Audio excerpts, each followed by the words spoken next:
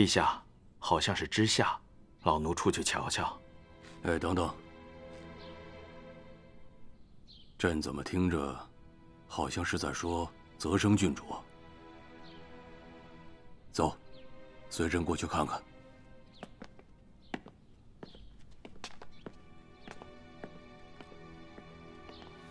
陛下，奸人未除，郡主死不瞑目，求陛下为郡主做主。陛下在此，姑姑莫要莽撞啊！陛下，求陛下为郡主做主。阿恒，带姑姑下去。是。陛下，袁清离他是凶手，陛下绝对不能不信。陛下，怎么连个下人都管不住？啊，雪才，老奴在。之下年纪已经大了，你去安排一下，就让他住在宫里，好好的休养生息，别再没事的就跑到这儿来打扰阿慈。是，老奴回宫后即刻安排。姑姑也是念着泽生死的凄惨，心恨难平。如今将犯案之人绳之以法，才是最要紧的。昨日玉罗跑到宫中去求见朕，被朕挡回去了。阿慈啊，你现在应该清楚这袁家小姐的真实人品了吧？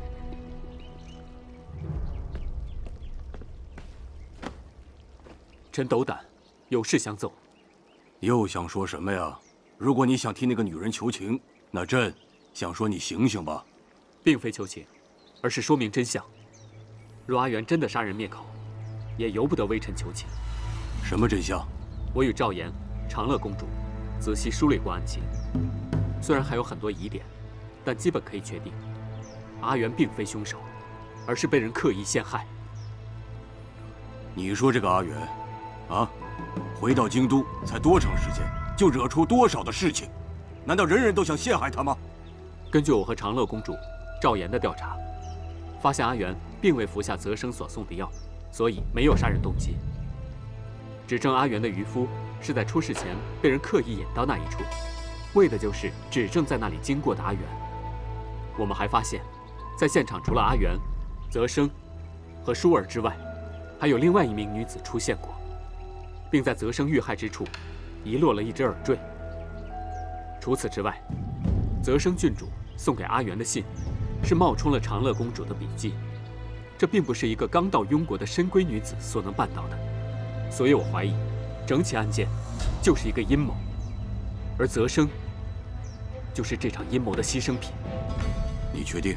臣有了一些线索，但要找到确切证据，尚需时日。听闻昨日乔丽连夜刑讯阿元和他的侍儿，手段狠辣，不仅动了刑，甚至将阿元的侍儿活活打死。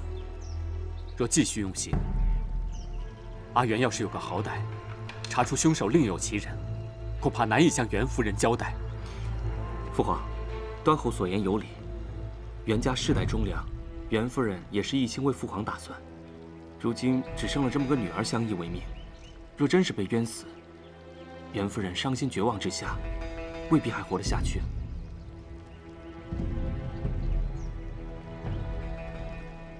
敢动用私刑，这个乔丽也太大胆子了。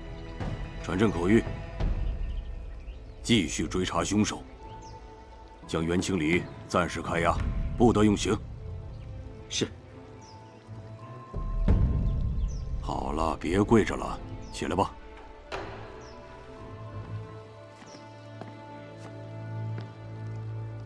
这个案子呢，的确非常棘手，一旦弄不好，就会让昭王对朕心存恨意。好在阿慈也是昭王养大，啊，你可以写信给他，就把这件事情跟他说清楚。泽生之死纯属意外，不是朕不痛惜的。还有，这凶手我一定会一查到底，一定会给昭王一个交代。臣遵旨。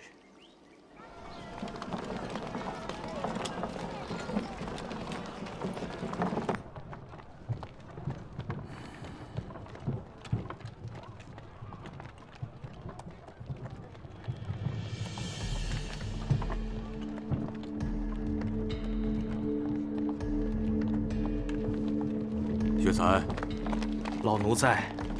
传朕口谕，袁清离的案子，不用再查下去了。这2日，若再找不到真凶，即刻将其处斩。是，陛下。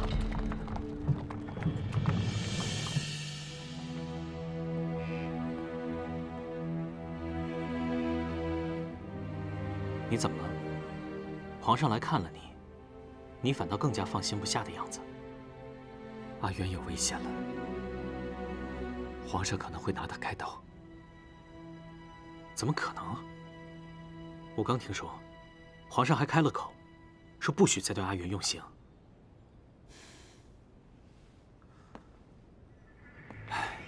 所谓帝王侧，怎会在乎区区小节？阿元的生死，对于雍昭2国的安定来说，根本不值一提。既然暂时找不到真凶，赶紧杀了阿元这个所谓的凶手，安抚昭州，才是最重要的事。皇上明知乔丽滥用私刑，致人冤死，却并未处罚乔丽，可见心意已定。如若我们再不行动，阿元必死无疑。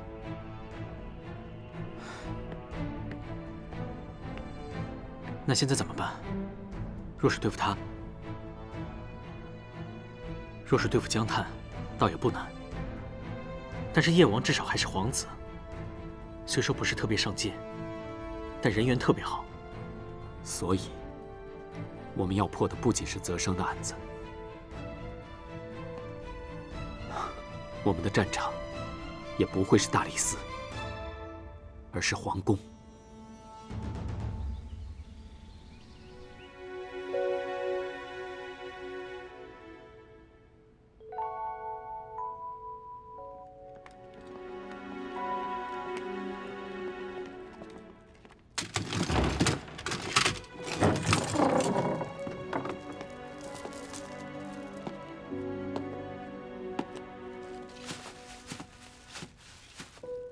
袁大小姐，不如让我把这侍儿的尸体送出去。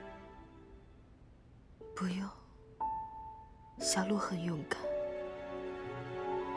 一直保护她的小姐，不愿意一个人离开，就让她在这里陪我吧。可小鹿姑娘她已经死了呀。我这案子，主使者和真凶不好查，但要查到我是被冤枉的，其实不难。如果这1、2天以内还是没有接到放我出去的旨意，那我就出不去了吧。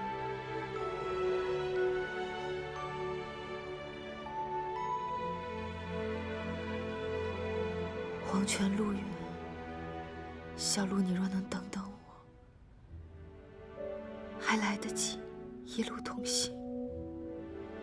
你说这话，让我如何跟袁夫人交代？帮我带话给我的母亲。阿元这辈子最不后悔的，就是做了他的女儿。如果有下辈子，我还要继续做他女儿。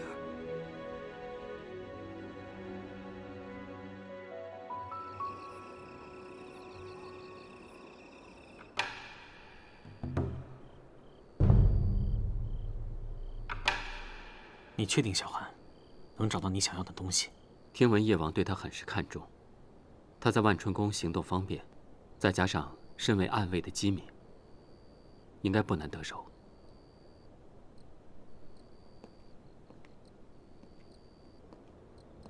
侯爷，左公子，找到了。听闻瑟瑟和小印子死后，叶王曾把他们的屋子仔细搜查过。可他大概也没想到，瑟瑟居然会把东西藏在好友平儿的屋内。且放在了平时注意不到的屋梁上。难道瑟瑟和小印子就是因为这盒子里的秘密才遇害的？很有可能。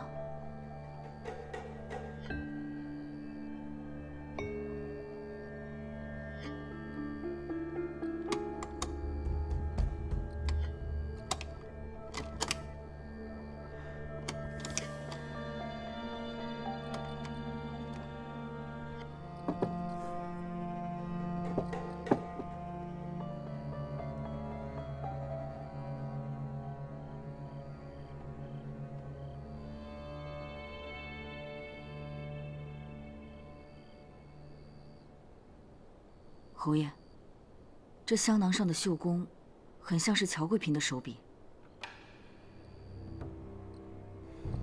记得阿元曾经查到，小印子也提起过，叶王和宫中一位妃嫔走得很近。难道真的是乔贵嫔？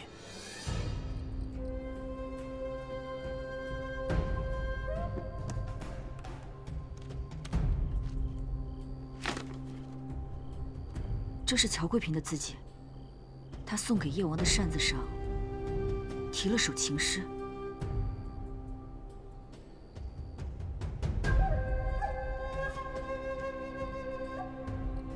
想来当日瑟瑟就是发现了他们的私情，为求自保，才偷了这2样信物。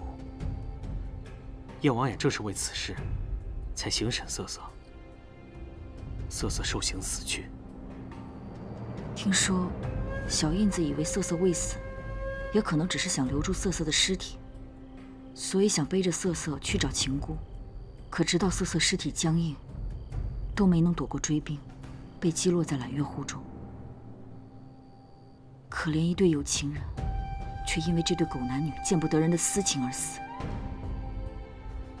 乔贵嫔入宫几年了？听说有3年多了。可这首情诗却题于4年前。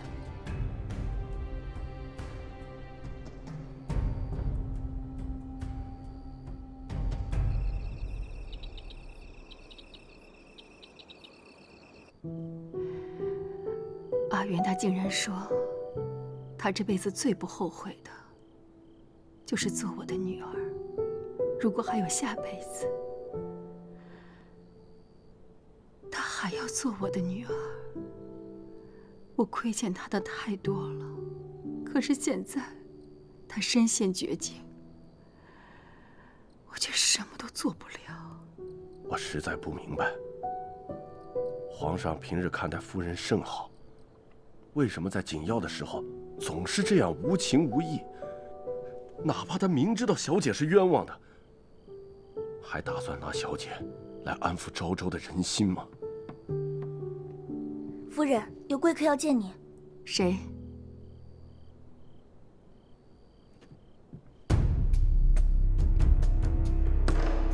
夫人有请。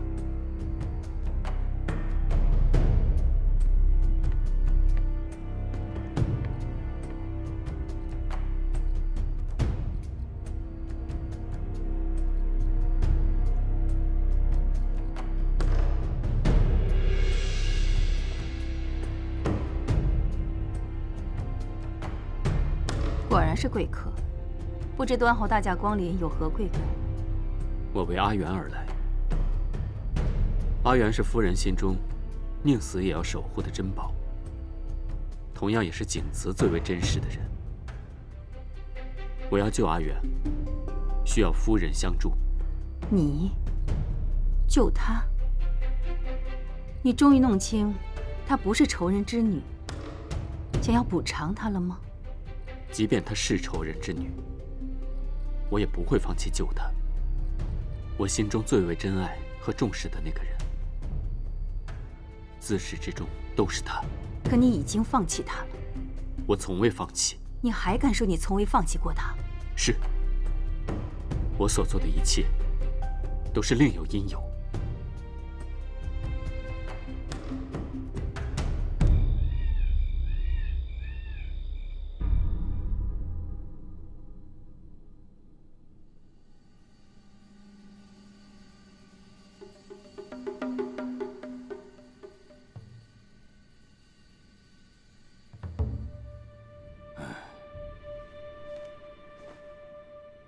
当日之事，连朕都能看出来，你是被人陷害的，你自己却蒙在鼓里，茫然不知。哎，真不知道你在战场上那股聪明劲儿都去哪儿了。是儿臣无能。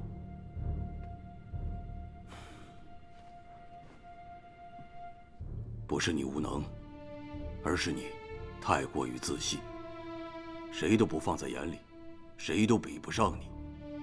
父皇的教诲，儿臣字字铭记于心，定当不辜负父皇的教诲与期望，为我大用鞠躬尽瘁。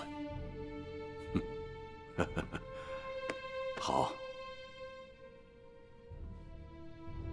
你现在刚刚解了禁足，如果这个时候恢复你的位置的话，恐怕会引起朝臣们的口舌，惹出不必要的事端。朕倒想把你派出去，好好历练历练。是。当年襄州兵变，余党未除，现在仍兴风作浪，滋扰我大庸百姓，令朕担忧啊！朕命你即日启程，前往襄州，督办贼寇，不得有误。是，儿臣遵旨。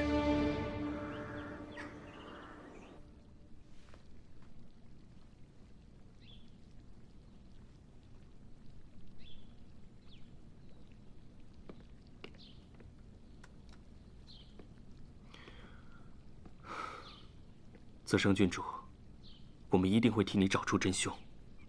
亲王殿下有心了。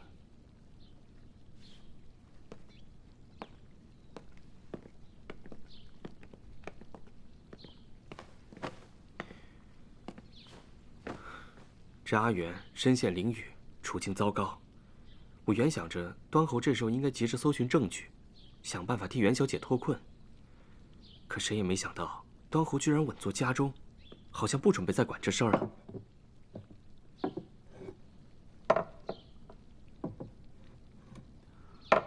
我并不是不管，而是不用再管。我所求之事，皇上已经应允我，的确令我安心不少。泽生一案，我相信最终的结果不会让我失望。我等着藏在背后的元凶付出代价。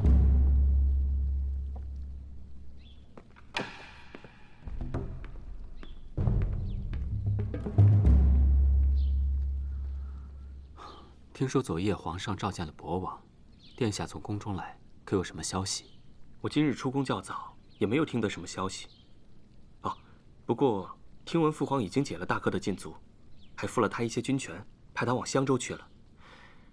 若大哥在襄州有一番作为，与他的声望大有益处。果然是世事变化，盛衰无常啊。是啊，得知父皇没有真的和大哥置气，我悬着的心也算放下了。大哥看着好大喜功，处事也有些鲁莽，可他一片赤心，始终是为了大用。殿下言行公允，在下实在佩服。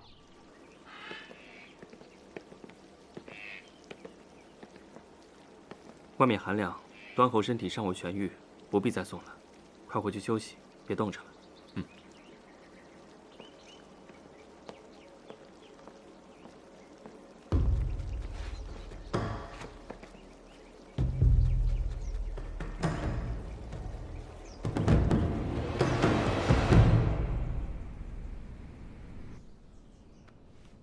腊日祭所穿的衣裳，准备的如何？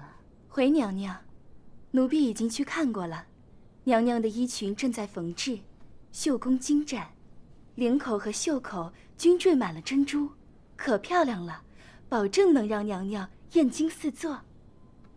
那便好。林淑妃那边呢？林淑妃那边今年倒是稀奇。他没有命人给自己缝制新衣，反倒是给博王缝制了华衣。林淑妃是博王的养母，并不得宠，未来全指望她一手带大的博王了。给博王缝制新衣，也并不是什么奇事。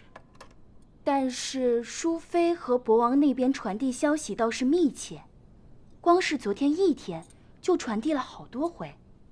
奴婢看，淑妃宫里人人喜气迎腮，仿佛有什么天大的喜事。喜事？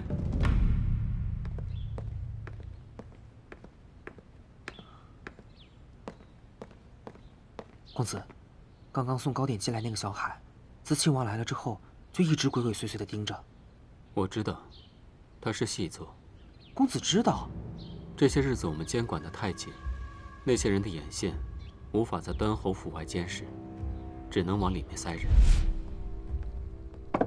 我瞧着那个小海太过机灵，食指和拇指间有厚厚的茧子，他分明就是习武之人。索性便留下了。啊？为什么？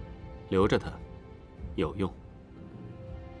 嗨，公子说有用，那就一定有用。咱们是不是很快就能救回阿元小姐了？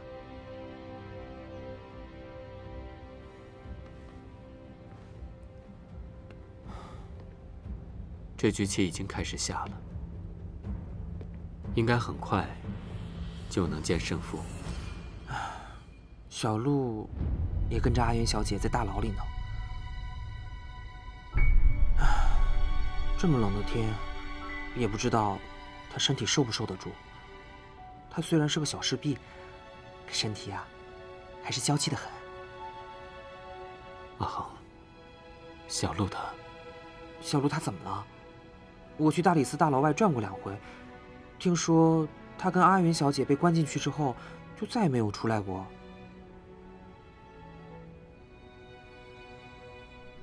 你是说，皇上应允了端侯一件事情，所以端侯才安心下来？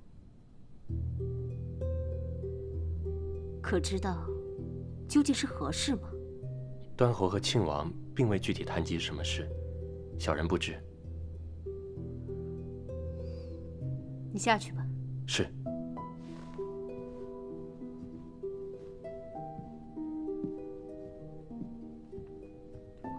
娘娘，这件事儿好像有蹊跷。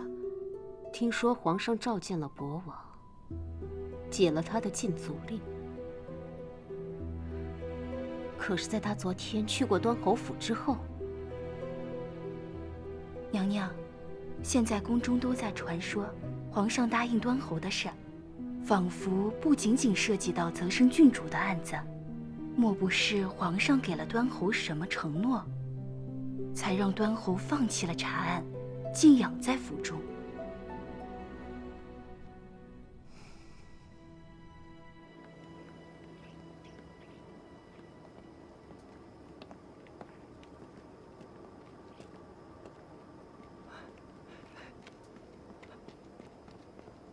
娘娘，那是林淑妃的心腹太监常远。锦心。是。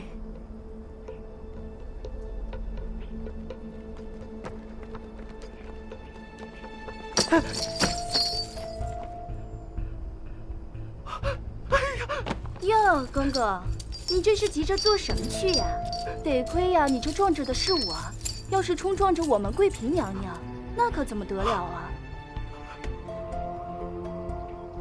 参见娘娘，参见娘娘！大胆奴才，竟敢偷到宫里来了！娘娘容禀啊，小的并非是偷啊，小的是淑妃宫中的一个小太监，奉淑妃娘娘之命出宫办事的呀！还敢弃词狡辩！现在什么时辰了？淑妃姐姐能差你出宫办何事？娘娘明察呀，小的真的是奉了淑妃之命出宫办事的呀！咱们娘娘最是宽仁，只要你实话实说，娘娘自然不会为难你的。是，这些金饼子是娘娘让我拿出宫去送给博王殿下的。娘娘说，博王殿下最近有喜事，要将这些金饼子送给殿下，将宅子好好修葺修葺。又因陛下再三让后宫缩减用度，虽说贴补博王殿下不是什么大事，但是传到陛下耳朵中又生是非，所以娘娘要小的再三小心。博王近期有喜事？是何喜事？这小的不知。算了，你去办你的差事吧。本宫也不与你为难。谢谢娘娘，谢谢娘娘。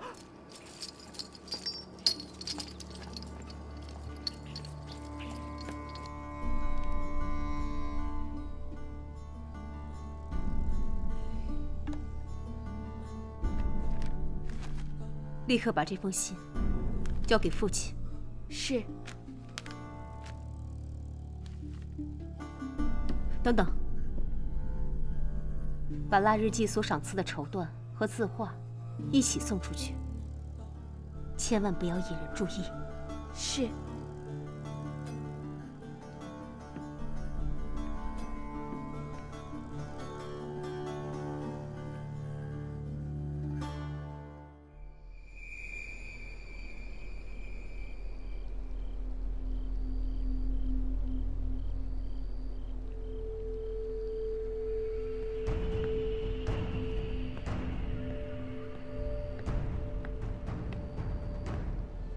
鱼儿上钩了。正如侯爷所料，乔贵平按捺不住，给乔丽去了信，乔丽立刻转给了叶王。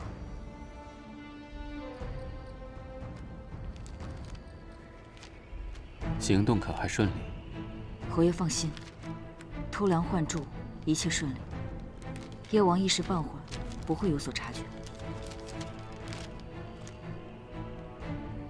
是这个笔记。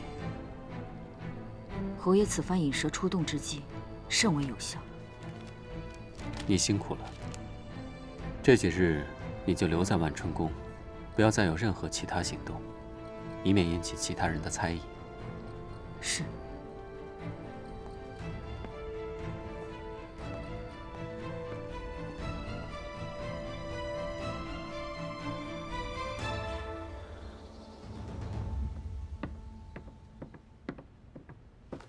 臣穆北燕，参见陛下。免了。北燕啊，你急急忙忙见朕，有什么急事啊？臣是为……如果是为阿元的事情，就免谈。你们人人都说阿元不是凶手，可你们又找不到真正的凶手给朕。不是朕不给你们机会，是你们在为难朕，让朕没办法向昭王交代。陛下，臣此次前来，不是为了阿元，也不是为了臣的私事，臣是为了陛下的江山社稷。穆北燕，江山社稷，非同儿戏。如果你夸大其词，朕今天就摘掉你的脑袋。臣绝不敢妄言。呈上来。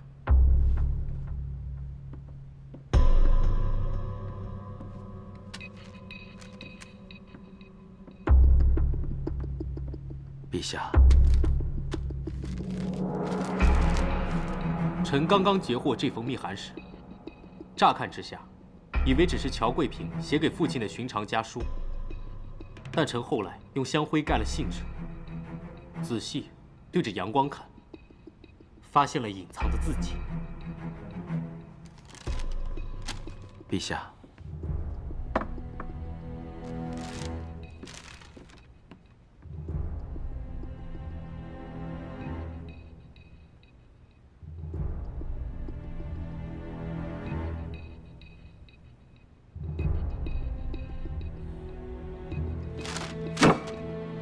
传教士。是。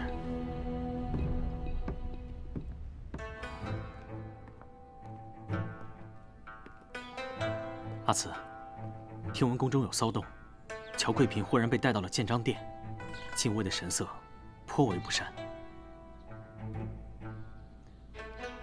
阿慈，你并不是真的想继续查案，而是联合了袁夫人和北燕，对付叶王和乔贵平。所谓釜底抽薪，擒贼先擒王。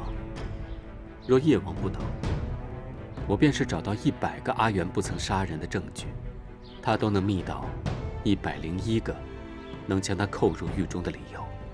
可我们手中并无扳倒叶王的铁证，于是你便盯上了乔贵嫔。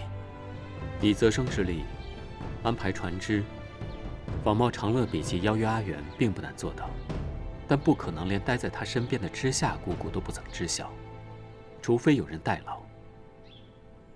泽生初入雍宫，并没有什么朋友，跟他走得最近的只有乔贵嫔。偏偏乔贵嫔还跟叶王有些干系，所以你疑心是乔贵嫔在背后怂恿，设计了阿元，又害了泽生郡主。泽生一定是将乔贵嫔当作知己，跟他聊起将嫁博王之事，引来了杀身之祸。他以为可以整治阿元，却不知人心险恶。他早已是旁人设计好的棋子，被人轻轻推上了死路。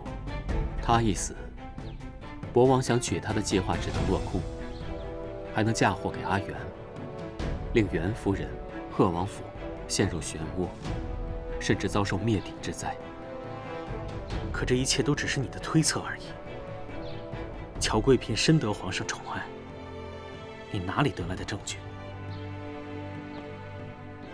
因为没有证据，所以我就让他们自己交出了证据。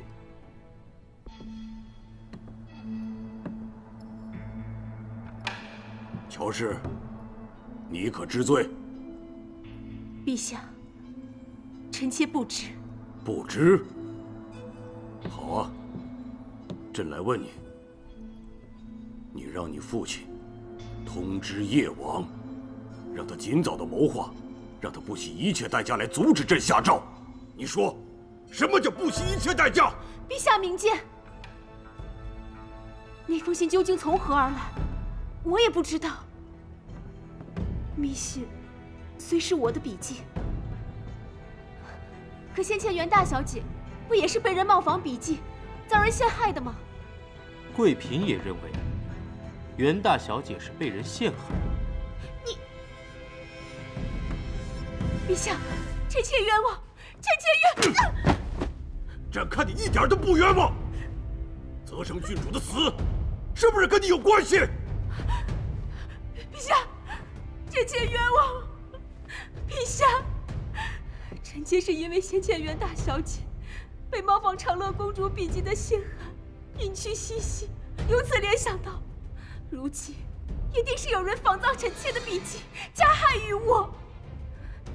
至于泽生郡主遇害真相如何，臣妾一介深宫妇人，如何能够知晓啊？案件中如此的细节，你一个深宫妇人，又是如何得知的？再者说，你是泽生郡主的好友，连你都能脱口而出阿元是被冤枉的，为何你的父亲却迫不及待地连夜用刑，把阿元打成重伤，更是把他的侍女活活打死？他到底是怎么得罪的你？为何你们父女一心地想要害他？陛下，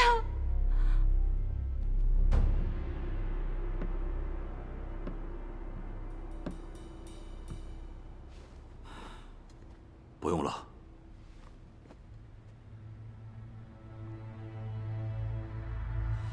我听闻，阿元与北燕曾经误入一个破旧的染布坊。若非庆王及时赶到，二人险些被当成刺客误杀。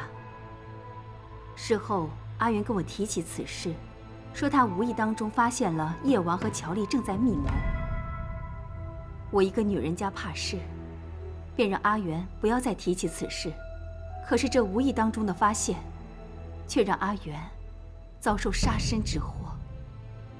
陛下，恳请你为我做主。你不用担心，此事朕一定会替你做主。陛下，此事千真万确。如今看来，当时那些人是故意想杀我灭口的。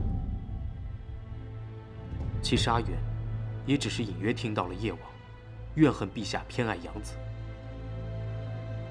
又提起杨大将军和我父亲，似有不喜之意。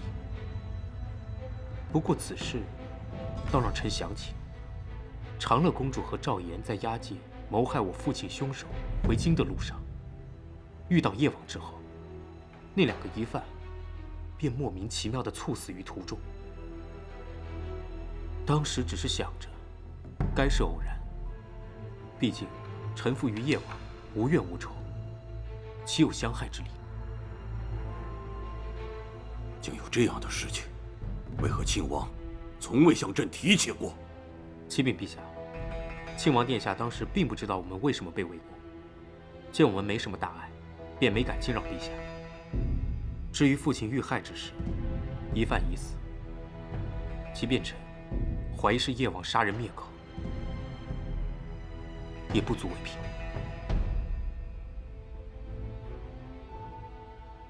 这个畜生！叶王呢？朕不是让他来见我吗？为什么那畜生还不过来？也不知道这个畜生背着朕干了多少伤天害理的事。你是怎么让他们自己交出证据的？我在雍国根基虽浅，但袁夫人在雍宫内外有的是可用之人。她遣了一个旧宫人去找林淑妃叙旧，顺便告诉林淑妃，我们这些人想要对付叶王，让他稍微配合一下。比如，他拿一些钱财和提及的宝物送入博王府。这是想让人感觉到，博王那边很快会有些喜事。光感觉还不够，还要半遮半掩地告诉乔贵嫔身边的人，陛下那里很快会传出博王的好事。泽生遇害，博王的喜事并非亲事，那又会是什么呢？皇上看望我之后，我忽然放弃查案，乔贵嫔自然会想到，陛下是不是答应了我什么，才会让我安下心来。再联系林淑妃那边的消息，她自然会把这件喜事往其他方面上想。好大的一盘棋！攻心之计而已。我便是要他认定，皇上打算重新重用博王。此事要是由我身边的人传出，他自然不会相信。可不幸的是，他在我府里埋了一个细作。他的细作悄悄传过去的消息，他怎会不信？便是心有所疑，他也会赶紧传讯给他的父亲和叶王。只要是传讯，必定会留下证据。而你以部下王，想要得到证据不难。这证据，由北燕交给雍帝最为合适。他如今在建章殿。如今他不仅要救阿元，报复仇，还要自救，当然不惜代价。所以阿元很快就能洗雪冤情了。真凶未能抓获，冤情大约洗雪不了。但叶王如今自顾不暇，袁夫人想要讨回她的女儿，应该不难。乔贵嫔并非因为择生之案而受责，这凶手一时半会儿也抓不住。你应该放心了吧？他应该已经带着他的父亲离开雍国了吧？没有叶王的威逼，他不会再为非作歹了。